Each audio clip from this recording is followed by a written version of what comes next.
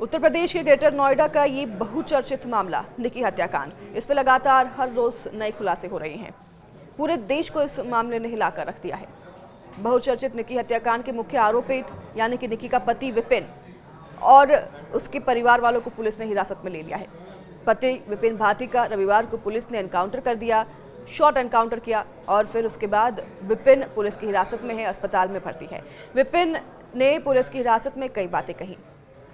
Police की हिरासत से विपिन ने भागने की भी कोशिश की, जिसके चलते पुलिस ने विपिन के पैर में गोली मार दी और आज सुबह निकी के ससुर को भी सिरसा चौक से हिरासत में ले लिया गया है। अब चारों आरोपी पुलिस की गिरफ्त में हैं, यानी कि निकी का पति विपिन, निकी का जेठ राहुल, निकी की सास और ससुर, जो कि आज गिरफ्तार हुए हैं।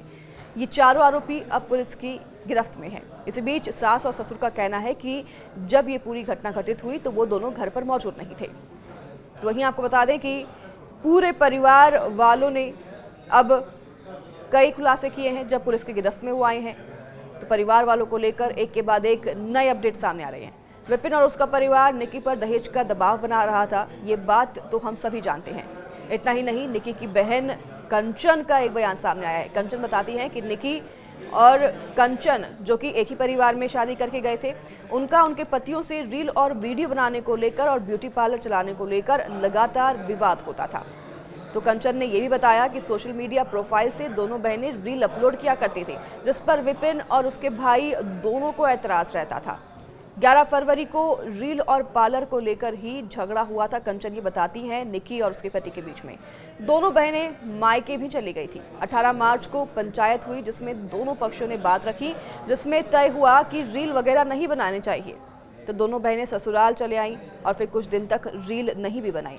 सब ठीक था और कुछ दिन बाद फिर से वीडियो रील जब बनाना शुरू किया निकी ने और पार्लर चलाना शुरू किया, तो फिर उसका पति इस बात से नागवारा गुजरा और इस पर फिर से विवाद शुरू हो गया था। मनमुटाव होने लगा और फिर निकी के परिजनों के मुताबिक दहेज के चलते भी उनकी बेटी को जलाकर मार दिया गया है। तो निकी हत्याकांड में पति, सास और जेठ के बाद पुलिस ने ससुर को भी गिरफ्तार कर लिया है, जो कि हत्या की घटना के बाद से फरार चल रहे थे। पुलिस ने सोमवार सुबह ही जेठ को गिरफ्तार किया था और उससे पहले रविवार की शाम को सास को भी गिरफ्तार किया गया था। साल 2016 में बता दें आपको, निकी और विपिन भाटी की शादी हुई थी। कासना स्थित अपने पैतृक घर में ये दोनों रहती थी और वहीं उसकी बहन कंचन की शादी भी हुई थी विपिन के भाई रोहित से ही। कंचन की शिकायत के आधार पर दर्ज एफआईआर के मुताबिक गुरुवार की शाम निकी पर उसके पति और सास दया ने हमला किया था, जिसका वीडियो भी आप देख रहे हैं, जो लगातार सोशल मीडिया पर वायरल हो रहा है। और ये वीडियो निकी के बेटे ने बनाया है। जब कंचन ने बीच बचाव किया तो उसकी भी पिटाई कर दी गई, ये भी कंचन ने बताया और फिर कथित तौर पर निकी पर ज्वलनशील पदार्थ डालकर उसे आग लगा दी गई। ग्रेटर नोएडा के निकी मर्डर केस में तीसरी गिरफ्तारी होने के बाद आज चौथी गिरफ्तारी हो गई है। निकी के जेठ रोहित को भी नोएडा पुलिस ने गिरफ्तार कर लिया।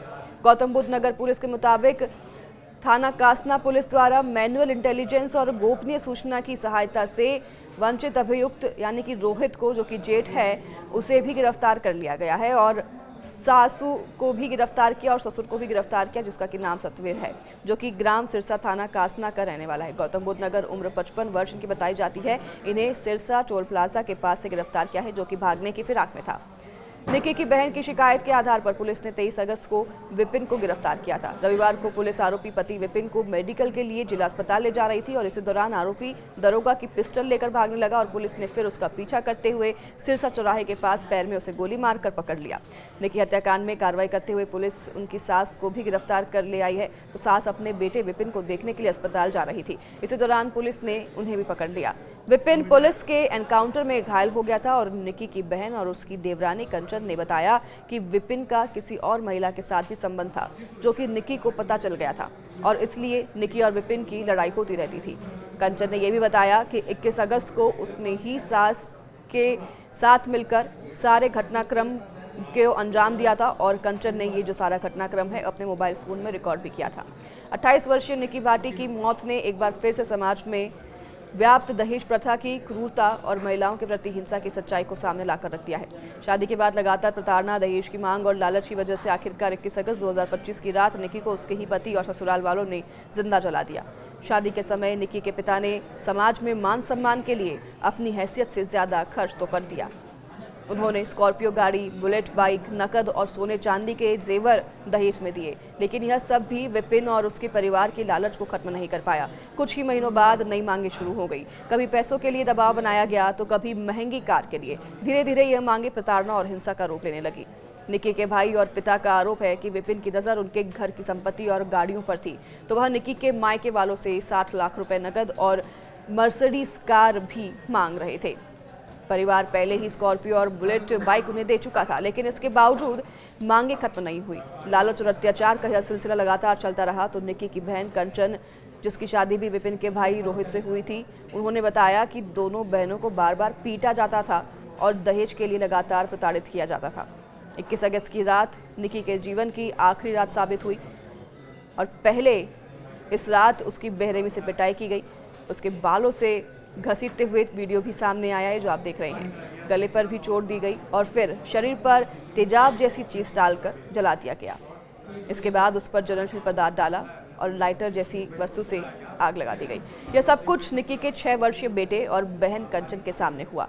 छोटे बेटे ने रोते रोते हुए बताया कि उन्होंने मम्मी पर तरल पदार्थ डाला, थप्पड़ मारे और फिर आग लगा दी। सोचिए इस मासूम बच्चे पर क्या गुजरी होगी। यह बयान हर सुनने वाले की रूह तक हिला देता है।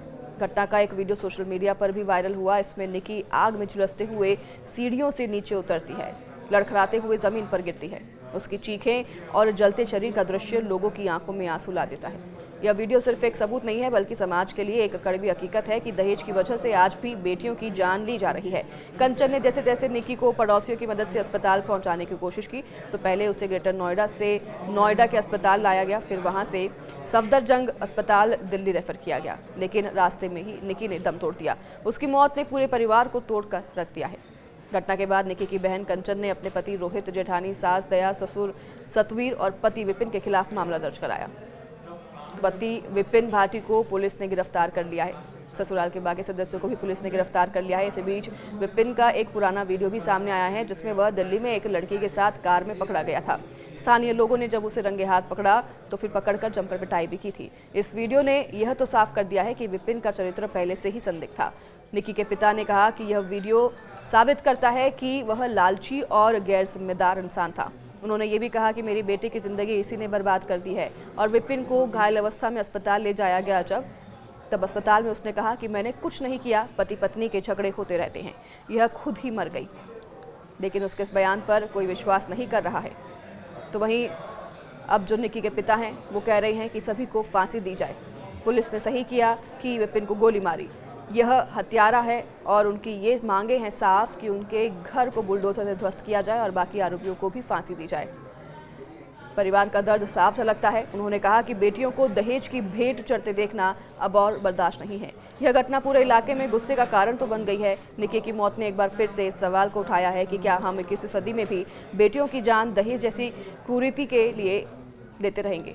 दहेज प्रतिशोध अधिनियम 1961 और आईपीसी की धारा 304 भी जैसे कानून होने के बावजूद दहेज की मांग और उससे जुड़ी मौतें लगातार सामने आती रहती हैं। आंकड़ों के अनुसार हर साल हजारों महिलाएं दहेज उत्पीड़न और हत्या की शिकार होती हैं। निकी का मामला कोई अकेली कहानी नहीं है, बल्कि उन तमाम आवाज़ों का प्रतीक है जो दहेज की वजह से हमेशा के लिए खामोश कर दी जाती है। निकी की मौत हमें याद दिलाती है कि दहेज प्रथा अब भी समाज की जड़ में जहर की तरह मौजूद है और कानून सख्त है, लेकिन उनका पालन और लागू करना अब भी ढीला है। जब तक समाज और सरकार दोनों मिलकर इसे जड़ से खत्म नहीं करेंगे, तब तक निकी जैसी मासूम बेटियां इस आग की भेंट चढ़ती रहेगी।